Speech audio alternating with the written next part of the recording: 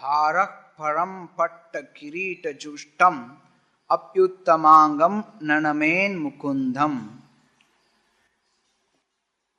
शावौ करौ नो कुरुते सपर्याम हरेर लसत कांचन कंकणौ वा. தலையை பட்டாளான தலைப்பாகை அலங்கரித்தாலும் முக்தியளிப்பவரான முழுமுதற் கடவுளின் முன் தலை வணங்கவில்லை எனில் அது பெரும் சுமை மட்டுமே ஆகும்.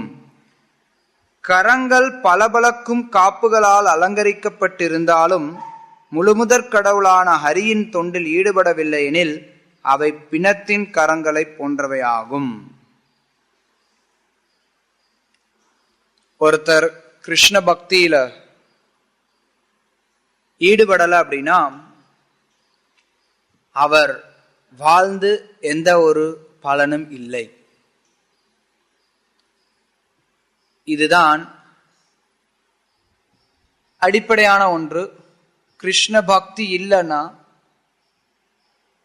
எந்த பிரயோஜனமும் கிடையாது. ஹரிபக்தி விஹீனஸ்ய ஜாதிஸ் ஜபஸ் தபஸ் அப்ராணஸ்ய தேகஸ்ய மண்டலம் லோகரஞ்சனம். ஒருத்தர்கிட்ட ஹரிபக்தி இல்லை அப்படின்னா அவர் எந்த ஒரு உயர் குடியில பிறந்திருந்தாலும் சரி, எந்த ஒரு ஜாத்தியா இருந்தாலும் சரி, எவ்வளவுதான் ஜபா, எவ்வளவுதான் ஒருத்தர் மந்திரங்களை உச்சரித்தாலும் சரி, எவ்வளவுதான் தவங்கள் செஞ்சாலும் சரி, அவர் எப்படிப்பட்டவர்னா அப்ராணஸ்ய தேகஸ்ய மண்டலம் லோகரஞ்சனம். அவர்கிட்ட இருக்கக்கூடிய மற்ற குணங்கள் எல்லாம், அதாவது இந்த ஜாதி தபா அல்லது ஜபா, இது எல்லாமே எப்படிப்பட்டதுன்னா பிணத்துக்கு செய்யக்கூடிய அலங்காரம். அப்ராணஸ்ய தேகஸ்ய, பிராணம் இல்லாத தேகம், அதாவது பிணம். பிணத்திற்கு நம்ம செய்யக்கூடிய அலங்காரங்கள். பிணத்துக்கு அலங்காரம் பண்ணி ஏதாவது பலன் இருக்கா? ஒன்றும் பலன் கிடையாது. சும்மா ஒரு அலங்காரம் அப்படிங்கிற ஒரு பார்வைக்கு தான் அது. இது சாஸ்திரங்களுடைய அடிப்படையான வாக்கியம், ரொம்ப முக்கியமான வாக்கியம். பல நேரங்கள்ல இது மீண்டும் மீண்டும் ஸ்ரீமத் பாகவதத்திலையும் மற்ற இடங்களையும் வலியுறுத்தப்படுறத பார்க்கிறோம். அதுல சில ஸ்லோகங்கள் ரொம்ப பிரபலமானது. அதாவது மனித பிறவி ரொம்ப மகத்துவமானது அப்படிங்கிறத எடுத்துரைக்கக்கூடிய ஸ்லோகங்கள். இங்க அதே விஷயத்த சௌனக ரிஷிகள், சௌனகர் தலைமையிலான ரிஷிகள் ரொம்ப தெளிவா எடுத்துரைக்கிறாங்க, அல்லது ஒவ்வொரு உறுப்புகளா எடுத்து சொல்றாங்க. யார் ஒருத்தர் எப்படி இருந்தாலும், முதல்ல அவங்க சொன்னாங்க, அகாம சர்வ காம மோக்ஷ காமவா திவ்ரேன பக்தி யோகேன யஜேத புருஷம் பரம். ஒருத்தர் எல்லா ஆசை உடையவரா இருந்தாலும் சரி, ஆசைகளே இல்லாதவரா இருந்தாலும் சரி, மோட்சத்துக்கான ஆசை உடையவரா இருந்தாலும் சரி, அவர் என்ன செய்யணும்? தீவிரேன பக்தி யோகேன, பக்தி யோகத்துல தீவிரமா ஈடுபடணும். அப்ப அவர் பரமபுருஷரை, பகவான் ஸ்ரீகிருஷ்ணரை அடைய முடியும். அப்படி ஸ்ரீகிருஷ்ணரை அடையாம அவருக்கு பக்தி செய்யாம வாழ்ந்தாங்க அப்படின்னா அவர்களுடைய நிலை என்ன அப்படிங்கறது தான் இப்ப வரிசையா பல ஸ்லோகங்கள்ல சொல்லிட்டு வராங்க. அதுதான் நம்ம பார்த்துட்டு இருக்கோம். முதல்ல அவங்க சொல்றாங்க, ஆயுர் ஹரதி வைப்பும்சாம் உத்யன்ன சௌ தஸ்யாத்தே யட்சணோ நீத உத்தம ஸ்லோக வார்த்தையா. யார் உத்தம ஸ்லோகா கிருஷ்ணர் அவரை பற்றிய விஷயங்களை கேட்கலையோ அவங்களுடைய ஆயுள் ஒவ்வொரு நாளா குறைஞ்சுட்டே வரும். ஆயுள் வீண் தான். ஒவ்வொரு நாள் சூரிய அஸ்தமனமும் சூரிய உதயமும் சூரிய அஸ்தமனமும் அவங்கள ஆயுளை குறைக்கின்றதுன்னு பார்த்தோம். அது ஒட்டுமொத்தமா சொல்லிட்டு அதுக்கப்புறம் ஒவ்வொரு புலன்களை பத்தி சொல்றாங்க. அவன் மூச்சு விடுறான், ஆனா என்ன பிரயோஜனம்? கொல்லன் கிட்ட இருக்கக்கூடிய துருத்தி கூட தான் புசு புசுன்னு காத்து வருது. அவன் மூச்சு விடுறதுனால என்ன பிரயோஜனம்? நீண்ட காலம் அவன் வாழலாம். அப்படி வாழ்ந்து என்ன பிரயோஜனம்? மரங்கள் கூட சில நேரங்கள்ல நீண்ட வருடங்கள் வாழுது. சில ஊர்ல நம்ம பார்க்கலாம், மரங்கள் 500 வருஷம் கூட வாழலாம். ஸ்ரீல பிரபுபா அதனுடைய பொருள் சொன்னார். இம்லி தலால இருக்கக்கூடிய மரம் கிருஷ்ணருடைய காலத்துல இருந்து இருந்துட்டு இருக்கு. புளிய மரம் 5000 வருஷமா இருக்கு. அப்படி நீண்ட நெடுங்காலமா மரம் இருக்கிறதுனால என்ன பிரயோஜனம்? எத்தனையோ மிருகங்கள் இருக்கு, அந்த மிருகங்கள் கூட குழந்தை குட்டிகளை பெற்றுக்கொள்ளுது. சோ ஒரு மனிதன் தன்னுடைய வாழ்க்கையில நிறைய குழந்தைகளை பெற்று அந்த குழந்தைகளை திருப்திப்படுத்தினா அப்படின்னா அது வெற்றின்னு நினைக்கிறான். ஆனா எத்தனையோ மிருகங்கள் குழந்தை குட்டிகளை பெற்றுக்குது. அதனால என்ன பிரயோஜனம்? ஸ்வவித் வராஹரை சம்சுத புருஷ பசு நயத் கர்ண பட்டோபேதோ ஜாத்து நாம கதாகிரஜ. யார் ஒருத்தவங்க கிருஷ்ண பக்தியில ஈடுபடாம இருக்காங்களோ அவங்க எல்லாரும் நாயை போன்றவர்கள், பன்றியை போன்றவர்கள், ஒட்டகங்களை போன்றவர்கள், கழுதைகளை போன்றவர்கள். இதுல இருந்தெல்லாம் விடுவிக்கக்கூடிய கிருஷ்ணரை பற்றி செவிசாய்க்கல அப்படின்னா, இந்த நபர்களை இவங்க கிருஷ்ணரை பற்றி கேட்கல அப்படின்னா நபர்கள் இந்த மாதிரி இருக்காங்க. நாயை போல, பன்றியை போல, ஒட்டகத்தை போல, கழுதையை போல. ஆனாலும் சில பேர் அப்படி இருக்கவங்களையும் போற்றி புகழ்வார்கள். உதாரணத்துக்கு பார்த்தோம்னா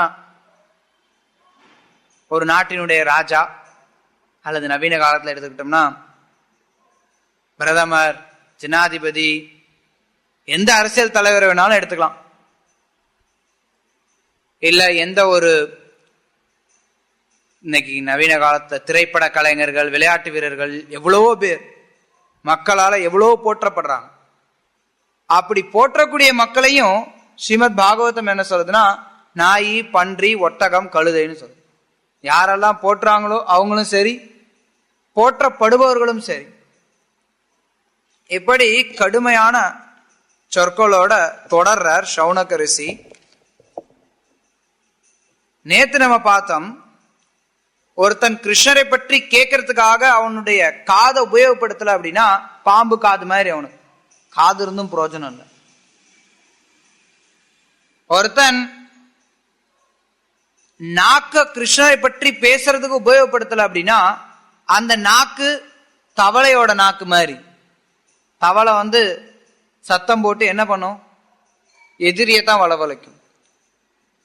அதே பாணியில இங்க இந்த ஸ்லோகத்துல சொல்றாங்க, ஒருத்தன் எவ்வளவுதான் கிரீடம் அணியலாம், நான் ஒரு பெரிய ராஜா, நான் ஒரு பெரிய ஜமீன்தார். பொதுவா ராஜாக்கள் கிரீடம் அணிவாங்க. சில நேரங்கள்ல ஜமீன்தார்களும் கிரீடம் அணிவாங்க. இங்க என்ன சொல்லுது? பட்ட கிரீட்டம், பட்டினாலான கிரீடம். பட்டுல நல்ல தலப்பா கட்டலாம். ஆனா அது உண்மையில யார் கட்டலாம்? யார் ஒருத்தவங்க முகுந்தனுடைய பக்தியில ஈடுபடுத்துறாங்களோ அவங்க அந்த முகுந்தனுடைய பக்தியில ஈடுபட்டு முகுந்தன் முன்னாடி கிரீடத்தோட விழுந்து வணங்கணும். இல்ல எனக்கு கிரீடம் இருக்கு, நான் பெரிய ராஜா, நான் பெரிய ஜமீன்தார் அப்படின்னு நினைச்சு கிருஷ்ணர் முன்னாடி விழுந்து ஒருத்தன் வணங்கல அப்படின்னா அது வெறும் சுமையா இருக்கும் அவனுக்கு. சுமதானே? உண்மையில ஒரு விதத்துல இதெல்லாம் சுமதான். நவீன காலத்துல நிறைய பேர் நினைச்சுக்கிறாங்க நம்ம ரொம்ப நவீனமா உடை உடுத்துறோம்னு நினைச்சு நிறைய சுமைய உள்ள சேர்த்துக்கிறாங்க. பல நேரத்துல பார்த்தோம்னா அதுவும் மேற்கத்திய நாடுகள்லாம் ஸ்ரீல பிரபுபா சொன்னார், இது நரகம் அப்படின்னார். லண்டனுக்கு போகும்போது கேள்வி கேட்டப்ப, நரகத்தை பத்தி நீங்க என்ன நினைக்கிறீங்க அப்படின்னு சொல்லி ஒருத்தர் நக்கலா கேள்வி கேட்டார் பிரபுபாதிட்ட. பிரபுபா சொன்னார், லண்டனே ஒரு நரகம்னார். அவருக்கு ஆடி போயிட, என்ன இது லண்டன் நரகங்கிறாரு இவரு. பிரபுபா அதுக்கப்புறம் விளக்கம் கொடுத்தாரு, ஆமா பாரு, நிம்மதியா உங்க ஊர்ல வெளியில போக முடியுதா? ஒரு மனுஷன் வெளியில நடக்கணும் அப்படின்னா அவன் 20 கிலோ 30 கிலோக்கு உடை உடுத்திக்கிட்டு தான் வெளில போக வேண்டியிருக்கு. மேபி 20-30 ரொம்ப அதிகம். பிரபுபா சொன்னார், கனமான உடையை உடுத்திக்கிட்டு தான் வெளியில போக வேண்டியிருக்கு. சும தேவையில்லாம சுமக்கிறான். அதாவது அவ்வளவு குளிர் அந்த ஊர்ல. எப்பவுமே நீங்க தலைக்கு ஒண்ணு போட்டுக்கணும், வெறும் கண்ணு மட்டும் தெரியற மாதிரி சைடல் பக்கமெல்லாம் மூடிட்டு ஒரு சட்டை, அது மேல ஒரு கோட்டு. ஏன்னா ஆபீஸ்க்கு உள்ள போனோம்னா கோட்டு போட்டுட்டு போகணுமே. சட்டை, அது மேல ஒரு கோட்டு, அது மேல ஒரு ஜர்க்கின், அது மேல இன்னொரு உடை, கீழே அதே மாதிரி ஒரு பெரிய பூட்ஸ் எல்லாம் பார்த்தோம்னா 1 கிலோ 2 கிலோ எப்படியும் வரும். சோ இப்படி சுமைய தூக்கிக்கிட்டு ஒருத்தர் நடக்கிறான், சுமையை தூக்கிட்டு நடக்கிறான் அப்படிங்கிறது தேவையற்றதா சொல்லப்படுது. சுமையை தூக்கிட்டு நடக்கும்போது அவனால வேகமா நடக்க முடியாது, சுதந்திரமா இருக்க முடியாது. இது தேவையற்ற சுமைகள். அதே மாதிரி ஒருத்தங்க ஒரு இடத்துல நீந்த போறாங்கன்னு வச்சுக்கோங்களேன். நீந்தும் போது நம்ம மேல முதுகுல ஒரு சுமையை கட்டிக்கிட்டு நீந்துவாங்களா? யாராவது தலையில ஏதாவது சுமையை வச்சுக்கிட்டு நீந்துவாங்களா? அப்படி நீந்த முடியுமா? முதல்ல ரொம்ப கடினம். எந்த அளவுக்கு சுமை அதிகமா இருக்கோ அந்த அளவுக்கு அந்த சுமை ஒருத்தனை உள்ள தள்ளிடும். சும்மா ஓரளவுக்கு சுமை இருந்ததுன்னா கொஞ்சம் முயற்சி பண்ணலாம். ஆனா சுமை அதிகமா இருந்ததுன்னா ஒருத்தனை தண்ணிக்குள்ளார தள்ளிடும். அது மாதிரி யார் ஒருத்தன் கிட்ட தலையில தலப்பா இருக்குதோ அவன் இந்த பௌதிக உலகம் அப்படிங்கிற கடலை கடக்கிறதுல அவனுக்கு அது ஒரு பெரிய சுமையா இருக்கும். அவன் கிருஷ்ணர் முன்னாடி விழுந்து வணங்கல அப்படின்னா, ஏன் இங்க கிரீட்டம் தலைமையில இருக்கக்கூடிய தலப்பா அப்படிங்கிறது அது ஒரு விஷயத்தை எடுத்து சொல்றதுக்காக அங்க கொடுக்கப்பட்டிருக்கு. தலைமையில பட்டு நாளான தலப்பா கட்டியிருக்கான் அப்படின்னா பணக்காரன் அர்த்தம். அதுதான் ஸ்ரீல பிரபுபாத் தான் பொருள் கொடுக்கிறார். ஒருத்தங்கிட்ட பணக்காரனா இருக்கான், ஆனா அவன் கிருஷ்ணர் கிட்ட விழுந்து வணங்கல அப்படின்னா அவன்கிட்ட இருக்கக்கூடிய எல்லா செல்வமும் அவனை கீழே தான் கொண்டு போகும். எவ்வளவுதான் செல்வம் அவன் சொத்து சேகரிச்சு வச்சிருந்தாலும் அந்த சொத்தெல்லாம் அவனை கீழே முக்கிடும். சுமை, தேவையில்லாத சுமைகள். மலை ஏறுறவங்க கூட பார்க்கலாம், தேவைக்கு எவ்வளவுக்கு எவ்வளவு குறைச்சலா தேவையோ அந்த அளவுக்கு தான் அவங்க எடுத்துட்டு போவாங்க.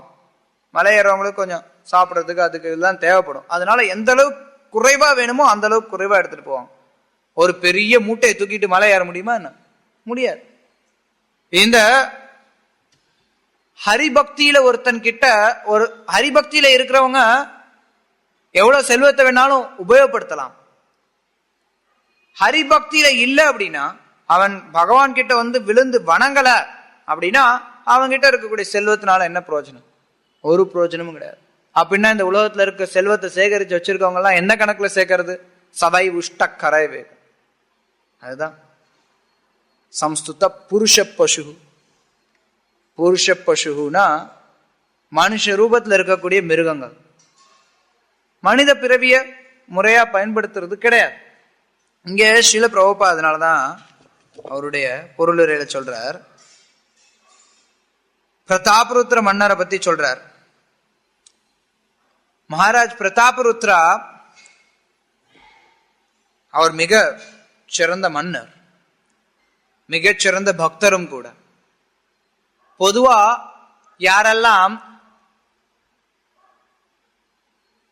செல்வ செழிப்புல மூழ்கி இருக்காங்களோ அவங்களால அவ்வளவு எளிமையா கிருஷ்ணர்கிட்ட சரணடைய முடியாது. ரொம்ப கடினம். தொன்று தொட்டு சிலர் வைஷ்ணவ பரம்பரையில இருந்து வந்திருக்காங்க, பல ராஜாக்கள் வந்திருக்காங்க. ஆனா பொதுவா செல்வமானது ஒருத்தனை மயக்கிடும், செல்வ செழிப்பு ஒருத்தனை மயக்கிடும். அதனால அவனால கிருஷ்ணர் முன்னாடி விழுந்து வணங்க முடியாது. நிறைய நேரத்துல நம்ம பாக்குறோம், அடிக்கடி பாக்குறோம். குறிப்பா சில நேரங்களில் திருவிழா நடக்கும்போது பார்க்கலாம், பெரிய பெரிய ஆள் வருவான். யாராவது விருந்தினர்களை நம்ம வரவழைச்சிருப்போம். அந்த விருந்தினர் வருவான், சாமி முன்னாடி அதிகபட்சம் போனா கையெடுத்து கும்பிட்டுட்டு போயிடுவான். விழுந்து நமஸ்காரம் பண்றானா மாட்டான். ஏன்னா அந்த கர்வம் நிறைய நேரங்கள்ல பார்த்திருக்கோம். விழுந்து நமஸ்காரம் பண்றதுங்கிறது பணிவு. எவன்கிட்ட பணிவு இருக்கோ அவன் தான் விழுவான். பணிவு இல்லாம விழுந்து நமஸ்காரமே பண்ண மாட்டான்,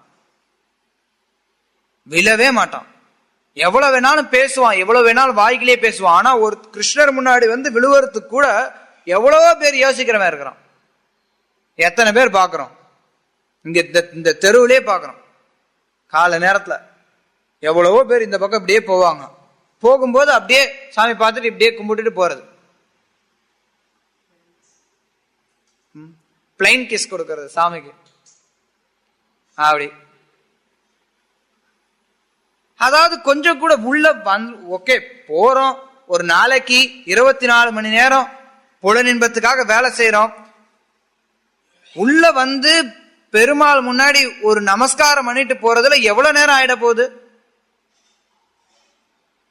2 நிமிஷம் ஆகுமா? ஆஹா, மாட்டோம். எனக்கு என் வேலை தான் முக்கியம். நீ வேலை செய்யறதெல்லாம் கணம், எல்லாம் சுமை, கீழே தான் போற. அதனால உள்ள வர்றவங்க ஒரு சிலர் இருக்காங்க. இங்கே ஒருத்தர் வருவார், சில நாள்ல முன்னாடி தினமும் வந்துட்டு இருப்பார். ஆனா அவருக்கு அவ்வளவு ஒரு கர்வம். நான் யாரு முன்னாடி எதுக்குங்க விழுந்து கும்பிடணும்? விழுவவே மாட்டார். தினமும் வருவாரு, பாடுவார், எல்லாம் பண்ணுவார். ஆனா விழுறது அப்படின்னா முடியாது. விழுந்து ஒரு தடவை நமஸ்காரம் பண்ணுனா மாட்டேன். ஏன்னா அகங்காரம் தடுக்குது. நான் ஏன் விழணும்? நிறைய நேரங்கள்ல நம்ம கோயிலுக்கு கூட சில நேரங்கள்ல ஏதாவது திருவிழாவுக்கு யாராவது பெரிய ஆளுங்களை வர வைப்போம். மந்திரிகள் அல்லது ஏதாவது வருவோம். ஈவன் சில நேரங்கள்ல முதலமைச்சர் அல்லது ஒரு தடவை பிரதம மந்திரி கூட ஒரு கோயில் திறப்பு விழாவுக்கு வந்தார். யாரும் நமஸ்காரம் பண்றது கிடையாது. அதிகபட்சம் இவ்வளவுதான். ரொம்ப பக்தியோட இருக்கிற மாதிரி கூட காட்டிப்பாங்க. ஆனா ஒரு தடவை பகவான் முன்னாடி வந்து விழுந்து கும்பிடுறதுக்கு அவ்வளவு அகங்காரம் உதைக்குது. அந்த அளவுக்கு உதைக்குது. அப்ப அவ்வளவு பெரிய உடம்பு இருந்து என்ன பிரயோஜனம்? என்னதான் பிரயோஜனம்?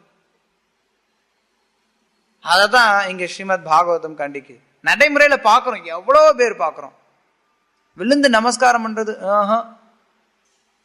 ஒரு நிகழ்ச்சியில பிரபுபாதருடைய வாழ்க்கையில நடந்தா இல்ல வேற யாரோ ஒரு ஆச்சாரியருடைய வாழ்க்கையில் நடந்தது. அந்த ஆச்சாரியர் வரும்போது அவருடைய சிஷ்யர் அவரை பார்த்த உடனே நமஸ்காரம் பண்ணுவார். அந்த இடம் ஃபுல்லா சேரா இருக்கும். சேரு அதை கூட கவனிக்காம அவர் வந்து ஆச்சாரியரை பார்த்துட்டேன் அப்படிங்கிற பக்தியில உடனே விழுந்து வணங்குவார். அவருடைய உடை முழுக்க சேராயிடும். விழுந்து வணங்கி எந்திரிச்சு அவர் வந்து நமஸ்கரிச்சுட்டு போவார். அவருடைய குரு வந்து அதனால ரொம்ப திருப்தி அடைவார். எதுக்காக அப்படின்னா, ஒருத்தருக்கு பகவானை பார்க்கிறோம், ஆச்சாரியரை பார்க்கிறோம் அப்படின்னா நமஸ்கரிக்கணும், விழுந்து நமஸ்கரிக்கணும். அது அவசியம். யார் அது?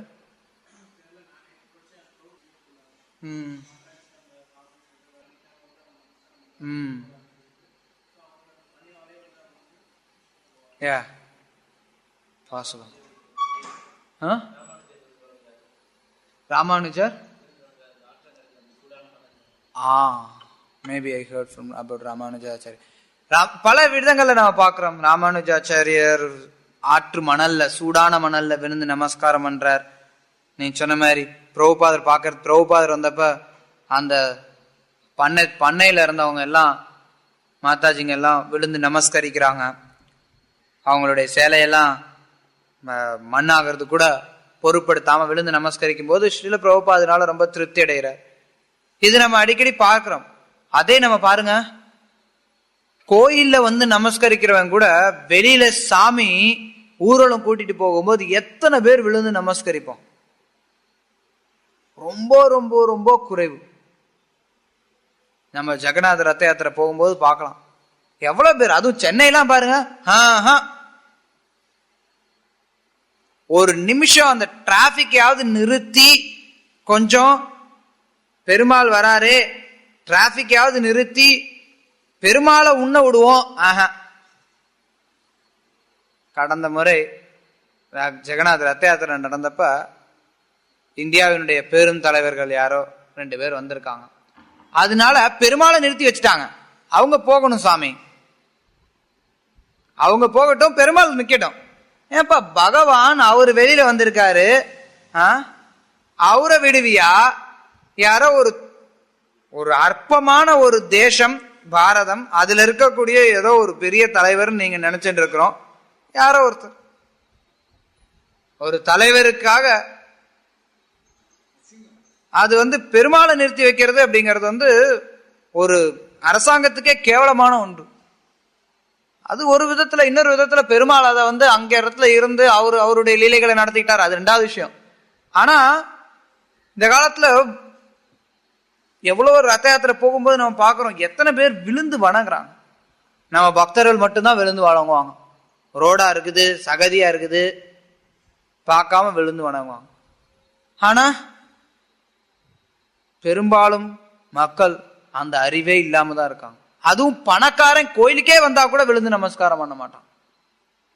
நிறைய நேரங்களை நம்ம அதை பார்க்கிறோம். அதுதான் அவனுக்கு ஒரு சுமையா இருக்கும்னு சொல்லப்படுது. அதுக்கடுத்து இங்க இன்னொன்னும் சொல்லப்படுது, கையில நிறைய காப்பு போட்டுப்பான், வளையல் காப்பு அது மாதிரி போடுவாங்க. ஆனா அந்த கை பகவானோட சேவையில உபயோகப்படுத்தப்படல அப்படின்னா அந்த கையெல்லாம் செத்த பொணத்தோட கையை நீங்க சொல்றாங்க. பொணத்தோட கையினால என்ன பிரயோஜனம்? ஒன்னுத்துக்கும் பிரயோஜனம் கிடையாது. எதுவுமே நகர்த்த முடியாது. யாராவது ஒருத்தர் தான் எடுத்து நகர்த்தினாதான் உண்டு. அந்த பொணத்தோட கை அது மாதிரி கையில நீ எவ்வளவுதான் காப்பு போட்டிருந்தாலும், எவ்வளவுதான் பணக்காரனா இருந்தாலும், கோயிலுக்கு வந்தீங்கன்னா கைங்கரியம் பண்ணும், ஏதாவது வச்சு நீ பகவானுக்கு ஏதாவது சேவை பண்ணும். கரம் இருக்கு அப்படின்னா அதை கோயில கூட்டி துடைக்கிறதுல ஒருத்தர் உபயோகப்படுத்தணும். பகவானுடைய தொண்டுல கையை உபயோகப்படுத்தணும். இல்லைன்னா அந்த கை இருந்து பிரயோஜனம் கிடையாது. அம்பரீஷ் மகாராஜ் அவர் எப்படி தன்னுடைய ஒவ்வொரு புலன்களையும் பகவானுடைய தொண்டுல உபயோகப்படுத்துறதுங்கிறத சொல்லி கொடுத்திருக்காரு. அதுல அவர் சொல்றார், கரங்கள் இருக்கு அப்படின்னா அந்த கரங்களை வச்சு கோயில தூய்மைப்படுத்தணும். அவரு சாட்சாத் அவர் மாமன்னர், அவரே கோயிலை தூய்மைப்படுத்துவார். அப்படிப்பட்ட பணிவு ஒருத்தருக்கு ரொம்ப ரொம்ப அவசியம் பக்தியில முன்னேறணும்னா. அப்ப பகவான் அவருக்கு கருணை காட்டுவார். அதைத்தான் சைத்தன்ய மகாபிரபு தன்னுடைய வாழ்க்கையில நிரூபித்தார். சைத்தன்ய மகாபிரபு அவர் சாட்சாத் பகவான், அவருக்கு யாரு பக்தர் யாரு பக்தர் அல்ல அப்படிங்கிறது தெரியும். இருந்தாலும் மன்னர் பிரதாபருத்திரரை சைத்தன்ய மகாபிரபு மறுத்தார். நான் பார்க்கவே மாட்டேன் மன்னரை, நான் கண்டுக்கவே மாட்டேன், வாய்ப்பே இல்ல. ஏன்னா ஒருத்தர் ஆன்மீக வாழ்க்கையில அதுவும் குறிப்பா துறவரத்தை ஏற்று இருக்காங்களோ அவங்களுக்கு செல்வந்தர்களை சந்திக்கிறது அப்படிங்கிறது ரொம்ப பெரிய ஆபத்து. அதனால நான் சந்திக்க மாட்டேன்னு சொல்லி பிரதாபருத்திர மன்னரை சந்திக்கிறதுக்கு மறுத்துட்டார். ஆனா மன்னர் ஒரு வைஷ்ணவரா இருந்ததுனால மறுபடி சைத்தன்ய மகாபிரபு கிட்ட மத்தவங்க மூலமா தூது விடுவார். என்னை பத்தி ஏதாவது கொஞ்சம் எடுத்து சொல்லுங்க, நான் அவரை சந்திக்கணும்னு ஆசைப்படுறேன், மகாபிரபுடைய கருணை எனக்கு வேணும், ரொம்ப கெஞ்சி கேட்பார். மகாபிரபு அசரவே மாட்டார். நீங்க இதுக்கு மேல பிரதாபருத்திரரை நான் பார்க்கணும்னு நீங்க எங்கிட்ட வலியுறுத்துறீங்கன்னா நான் இந்த ஊரை விட்டு ஓடி போயிருவேனார். உடனே பக்தர்கள் எல்லாம் பயந்துகிட்டு எதையுமே சொல்லாம இருந்தான். அதுக்கப்புறம் அப்படியே கொஞ்சம் கொஞ்சமா அவர்கிட்ட சொல்லி பார்க்கவும் மகாபிரபு ஒரு காலகட்டத்தில் அவரோட பையனை வர வச்சு கொஞ்சம் கருணையை அனுப்புவார். இருந்தாலும் சைத்தன்ய மகாபிரபு ரொம்ப கவனமா இருந்தார். பிரதாபருத்திர மன்னருக்கு தரிசனமே கிடையாது அப்படிங்கறதுல. அப்படி இருந்த காலகட்டத்தில் ரத்த யாத்திரை வந்தது. ரத்த யாத்திரையில பிரதாபருத்திர மன்னர் தானே முன்ன ரதத்தையே முன்ன இருக்கக்கூடிய வீதிகளை தூய்மைப்படுத்துறார். அப்படி பிரதாபருத்திர மன்னர் நான் ஒரு ராஜா, நான் இந்த வீதிகள்லாம் கூட்டக்கூடாது, எப்படி ராஜா சொன்னார்னா போதும் 1000 பேர் எல்லா ஏற்பாடும் பண்றதுக்கு தயாரா இருப்பாங்க. ஆனா ராஜா சுயம் பகவான் வரார், இந்த வீதி இருக்கு, நானும் பகவானுக்கு கைங்கரியம் பண்றேன், அதுக்காக அந்த வீதியை கூட்டுறார். அதை பார்த்தறியும் சைத்தன்ய மகாபிரபு அவருக்கு கருணை கொடுக்கறதுக்கு தயாராகிறார். சைத்தன்ய மகாபிரபு திருப்தி அடைகிறார். இவருக்கிட்ட பணிவு இருக்கு, இவருக்கு நம்ம கருணையை கொடுக்கலாம் அப்படிங்கிற முடிவுக்கு வரார். இன்னைக்கும் அது பண்றாங்க. ஆனா சடங்கு மாதிரி புசு புசுன்னு சொல்லி சும்மா 2 நிமிஷம் கூட்டிட்டு போயிடுவாங்க. ரத்து மேல மட்டும் கொஞ்ச நேரம் கூட்டிட்டு ராஜா போயிடுறாரு. இன்னைக்கு வர்றார் ராஜா. ஆனா இன்னைக்கு அது சடங்காய் போயிடுச்சு. பிரதாபருத்திர மன்னர் அப்படி பண்ணல. அவர் உண்மையிலேயே பகவான் வரக்கூடிய வீதியை தூய்மைப்படுத்துறார். சில நேரங்கள்ல நம்ம சொல்றது உண்டு, இந்த தடவையா அல்ல அதுக்கு முந்தின தடவைன்னு நினைக்கிறேன். போன வருஷம் சேலத்துல ரத்த யாத்திரை நடந்தப்ப நல்ல மழை ரத்த யாத்திரை. அப்ப பக்தர்கள்லாம் சொன்னாங்க, உண்மையில பகவான் வரும்போது ரோட்டெல்லாம் தூய்மைப்படுத்தி வைக்கணும். ஆனா இந்த ஊர்ல மக்கள் எல்லாம் பாவியா இருக்காங்க, அவங்க தூய்மைப்படுத்த மாட்டேங்கிறாங்களேன்னு சொல்லிட்டு அதாவது பகவானுடைய தொண்டர்கள், வேற தொண்டர்கள், அதாவது இந்திரதேவன், அவர் மலையை பொழிஞ்சு வழியெல்லாம் தூய்மைப்படுத்திட்டார். அது மாதிரி பகவானுக்காக வரும்போது அவர் முன்னாடி வச்சு பார்க்கும்போது நம்மளுடைய நிலை என்னங்கிறத பார்க்கணும். அற்பமான நிலை. ஆனா இன்னைக்கு எல்லாரும் என்ன நினைக்கிறான், நாம் பெரிய ஆள்.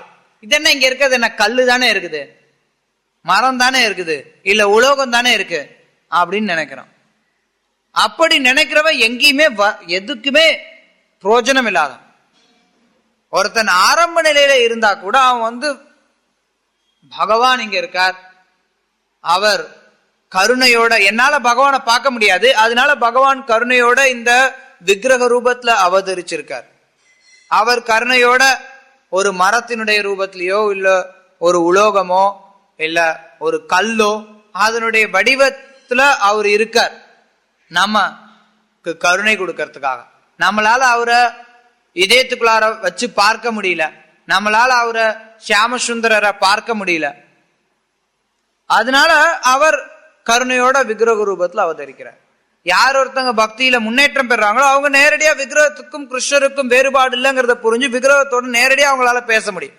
ஆனா ஆரம்ப நிலையில இருக்கவங்களுக்கு அல்லது பக்தியினுடைய 3வது தளத்துல இருக்கவங்க, கனிஷ்ட அதிகாரி, கீழ்நிலையில இருக்கக்கூடியவங்க, அவங்களுக்கு குறைஞ்சபட்சம் பகவான் இவர் அப்படிங்கிற எண்ணமாவது இருக்கும். அவன் என்ன பண்ணுவான், விழுந்து வணங்குவான். கோயில் முன்னாடி இது கோயில் அப்படிங்கிற உணர்வோட, இது பகவான் இருக்கக்கூடிய இடம் அப்படிங்கிற உணர்வோட அதை தூய்மைப்படுத்துவோம். இது கனிஷ்ட அதிகாரியினுடைய தன்மை. அதாவது கனிஷ்ட அதிகாரிக்கு தெரியும் இது இங்க இவர் பகவான், நான் அவருக்கு சேவை பண்ணணும் அப்படிங்கிற எண்ணம் இருக்கு. ஆனா கனிஷ்ட அதிகாரிக்கு சாஸ்திர ஞானம் அதிகமா கிடையாது, பக்தர்களை பற்றி தெரியாது. அதனாலதான் ஒருத்தர் உண்மையில பக்தியில முன்னேறணும் அப்படின்னா அடுத்த நிலைக்கு உயர்வு பெறணும். அடுத்த நிலைக்கு உயர்வு பெறும்போது ஒருத்தரால பகவானையும் பக்தர்களையும் பக்தர் அல்லாதவரையும் வேறுபடுத்தி பார்க்க முடியும். யார் பக்தி எடுத்து சொன்னா இவங்க ஏற்றுக்கொள்வார்கள், இவங்கெல்லாம் பக்தி எடுத்து சொன்னோம்னா இவங்க ஏற்றுக்கொள்ள மாட்டார்கள், அதை பிரிச்சு பார்க்கக்கூடிய தன்மை ஒரு மத்தியம அதிகாரிக்கு வருது. உண்மையில சொல்ல போனோம்னா பக்தி அப்படிங்கிறது அல்லது சுத்த பக்தி அது மத்தியம அதிகாரியினுடைய தளத்துல இருந்து தான் ஆரம்பமாகுது. கனிஷ்ட அதிகாரி விக்கிரக வழிபாடு, விக்கிரகத்தை பகவான் அப்படின்னு ஏற்றுக்கிட்டு கோயில் அப்படிங்கிற ஒரு எண்ணம் இருக்கு. ஆனா அப்படி வரக்கூடியவங்களுக்கு சாஸ்திர ஞானம் கொடுக்கப்படும் போது அவங்க படிப்படியா மத்தியம அதிகாரியுடைய தளத்துக்கு வர முடியும். ஒரு மத்தியம அதிகாரி தான் கிருஷ்ண பக்தியை பிரச்சாரம் பண்ணக்கூடியவர். உத்தம அதிகாரி கிருஷ்ண பக்தியை பிரச்சாரம் பண்ண மாட்டார். ஏன்னா அவர் தன்னை தவிர மற்ற எல்லாரையுமே பக்தராக தான் பார்ப்பார். அப்படி பார்க்கும்போது அவர் பிரச்சாரம் பண்றதுக்கு வேலையே கிடையாது. ஏன் பிரச்சாரம் பண்ண போற? ஆனாலும் சில நேரங்கள்ல அந்த உத்தம அதிகாரி நிலையில இருக்கக்கூடியவங்க மத்தியம அதிகாரியுடைய நிலைக்கு பிரச்சாரம் பண்ணுவாங்க. அப்பதான் அவங்களால வேறுபடுத்தி பார்க்க முடியும். சில பிரபுபா சொல்லுவார், பல நேரங்கள்ல சில பிரபுபா சந்தேகத்துக்கு இடம் இல்லாம மிக உத்தம அதிகாரிகளே உத்தமமானவர், அவர் உத்தமோத்தமான் நம்ம சொல்லலாம். மகா பாகவதோ மகான் ஸ்ரீல பிரபுபாத், பாகவதர்களே இந்த உலகத்துல அரிது, மகா பாகவதர்கள் அதை காட்டிலும் வருது. ஸ்ரீல பிரபுபாதை போன்ற பக்தர்கள் மகா பாகவதோ மகான். ஆனாலும் ஸ்ரீல பிரபுபாத் எப்படி பிரகலாத் மகாராஜ் அவர் மகா பாகவதோ மகானா இருந்தாலும் இந்த உலகத்துல அவர் பிரச்சாரம் பண்ணார். அவர் தன்னுடைய நண்பர்களுக்கெல்லாம் பிரச்சாரம் பண்ணார், தன்னுடைய தந்தைக்கு பிரச்சாரம் பண்ண முயற்சி பண்ணார். அவருடைய தந்தை மிரட்டினார், அடிச்சார், விஷம் கொடுத்தார், என்னெல்லாம் பண்ண முடியும் எல்லாத்தையுமே பண்ணார். ஆனாலும் அவர் பாட்டு பொறுமையா பிரச்சாரம் பண்ணிட்டு இருந்தார். எந்த ஒரு அச்சமும் அவர்கிட்ட துளி கூட இல்லை.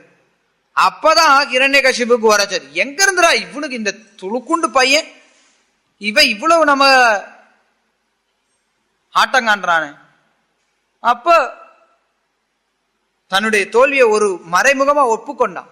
உனக்கு எங்க இருந்து சக்தி வருது அப்படின்னு. அப்ப கூட பிரகலாதர் வந்து பிரச்சாரம் பண்றார், உங்களுக்கு எங்க இருந்து சக்தி வருதோ அதே இடத்துல இருந்தா எனக்கும் சக்தி வருதுன்னு. என்னது இது, என்னுடைய சக்தி எங்கிட்ட இருந்து வருது? அகங்காரம், கர்வம். என்னுடைய சக்தி எங்கிட்ட இருந்தா வருது. ஆனா பிரகலாதர் புரிஞ்சுக்கிறார், என்னுடைய சக்தி கிருஷ்ணர் கிட்ட வருது. அவர் பிரச்சாரம் பண்றார். ஏன்னா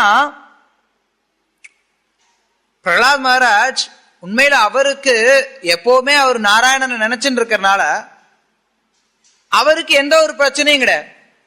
ஆனா இந்த உலகத்துல இருக்கக்கூடிய முட்டாள்கள் அயோக்கியர்களுக்காக அவர் பிரச்சாரம் பண்றார், அவங்கள நினைச்சு வருத்தப்படுறார்.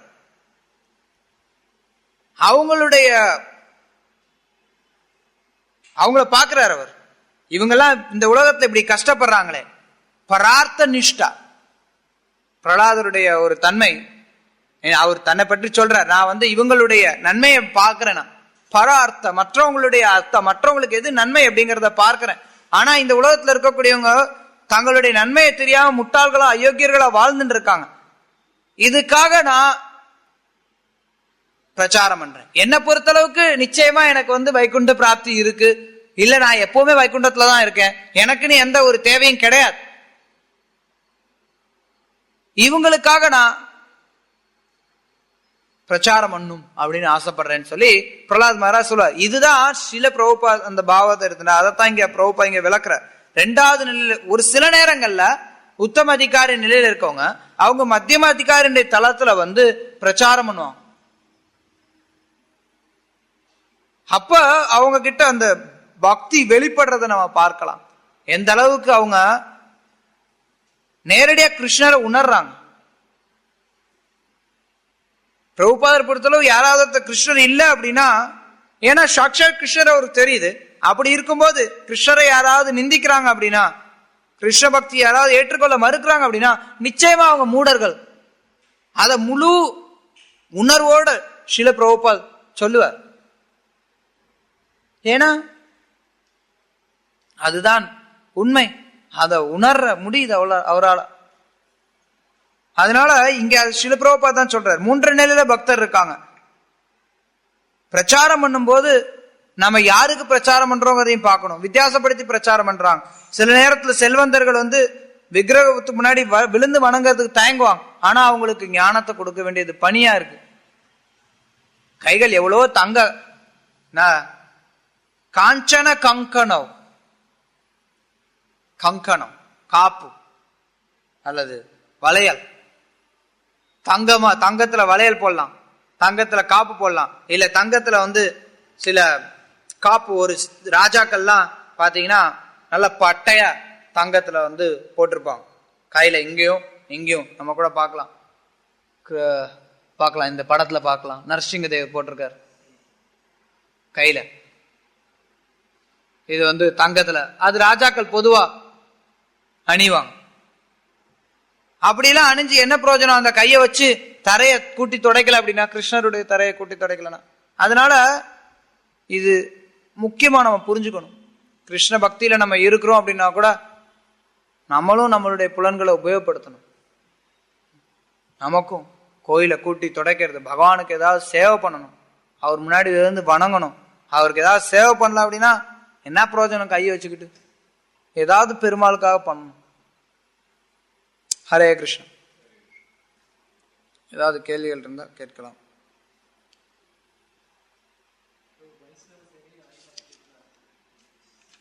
ஆமா, வைஷ்ணவ சேவை ஹரிபக்திக்குள்ளார அடங்குமான்னு கேட்கிறார். நிச்சயமா வைஷ்ணவ சேவைக்கும் ஹரிபக்திக்கும் வேறுபாடு கிடையாது.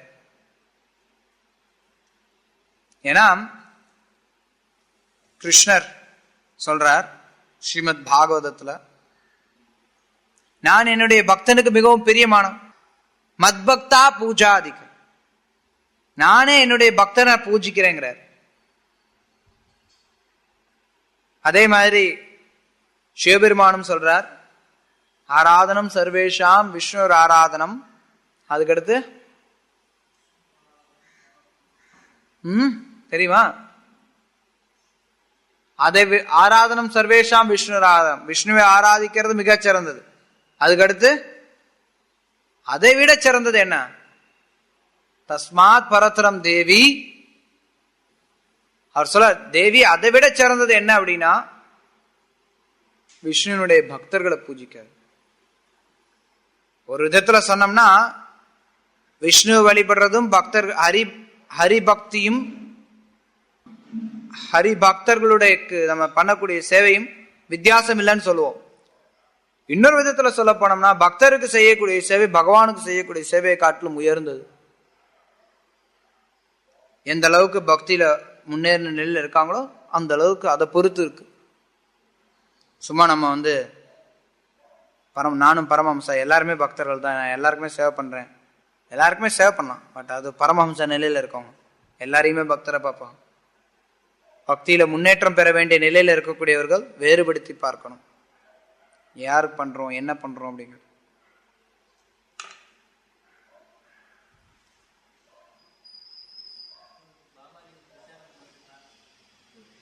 பாபாஜிகள் பிரச்சாரம் பண்ணாததுக்கு காரணம், பாபாஜி அப்படின்னா அது ரொம்ப உயர்ந்த நிலை. நம்ம நினைக்கிற மாதிரி யார் வேணாலும் வேஷம் போட்டு பாபாஜி ஆயிட முடியாது. பாபாஜி வேஷத்தை எடுத்துக்கிறவங்க எல்லாருமே பாபாஜி ஆயிட முடியாது. அதனாலதான் சில பக்தி சான்சர் டாக்கூர் பாபாஜி வேஷம் எடுக்க கூடாதுன்னு சொன்னார். பாபாஜி நிலை ரொம்ப உயர்ந்த நிலை, உத்தம அதிகாரி நிலை. உத்தம அதிகாரிகள் பிரச்சாரம் பண்றது கிடையாது. சில நேரங்கள்ல சிலர் பிரச்சாரம் பண்றதுக்காக வரலாம். யார்கிட்ட பரார்த்த நிஷ்டா அப்படிங்கிற தன்மை இருக்கோ அவங்க பிரச்சாரத்துக்காக வரலாம். பெரும்பாலும் அவங்க வரமாட்டாங்க. தனிமையில அவங்க அவங்களுடைய பஜனையில ஈடுபட்டு இருப்பாங்க.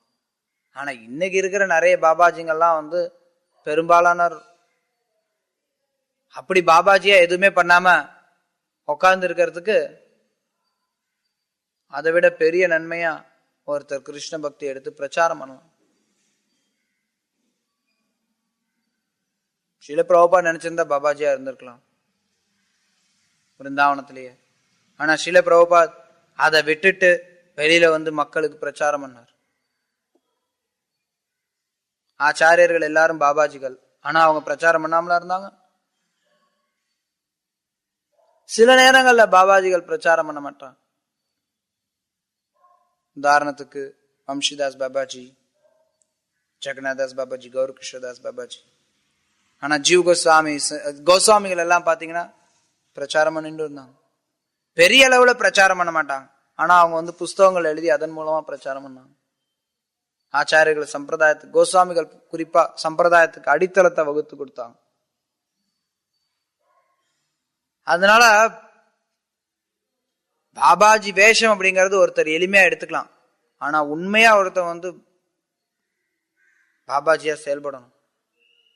நிறைய நேரங்கள்ல பாக்குறோம் பாபாஜி வேஷம் எடுத்துட்டு அதுக்கு தகுதி இல்லாதவர்களா இருக்கிறது. அதனாலதான் பக்தி சான்சர் சொன்னேன், பாபாஜி வேஷம் அப்படிங்கிறது ரொம்ப உயர்ந்த ஸ்தானம், எனக்கு அந்த ஸ்தானத்துக்கு தகுதி இல்லை, அதனால நான் சன்னியாசம் எடுக்கிறேன்.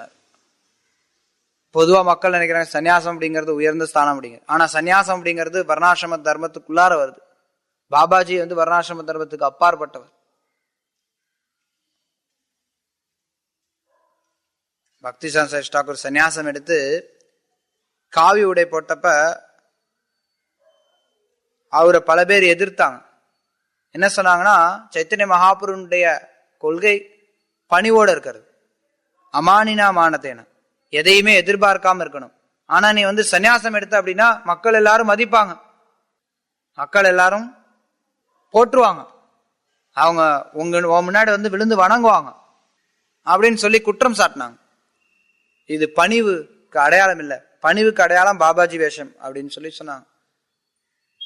ஆனா பக்தி சான்சர் டாக்கூர் சொன்னார், பாபாஜி நிலை அப்படிங்கிறது ரொம்ப உயர்ந்த நிலை, அந்த நிலையை ஏற்கிறதுக்கு எனக்கு தகுதி இல்லை அப்படிங்கிறதுனால நான் பணிவோட வர்ணாசிரமத்துக்குள்ளார ஒரு நிலையை எடுத்துக்கிறேன். அது ஒரு பதில். இன்னொரு பதில் சாக்ஷாத் சைத்தன்ய மகாபிரபுவே சொன்னது. சன்னியாசம் எடுக்கும்போது ஒருத்தர் மக்கள் அதை கேட்கறதுக்கு ஆர்வம் அதிகமா இருக்கும். ஒரு சன்னியாசிக்கிட்ட இருந்து விஷயங்களை தெரிஞ்சு பிரச்சாரத்துக்காக சில நேரங்கள்ல பக்தி சான்சஸ் டாக்கூர், பிரபுபாத் போன்ற மிகச்சிறந்த ஆச்சாரியர்களும் பிரச்சாரம் பண்ணுவோம் மத்தியம அதிகாரின் தளத்துல இருந்து.